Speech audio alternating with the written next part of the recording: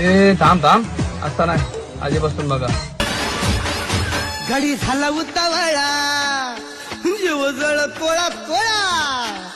गडी झाला उतावळा जीव जळ तोळा तोळा. म्हणे आता मला सोसवत नाही.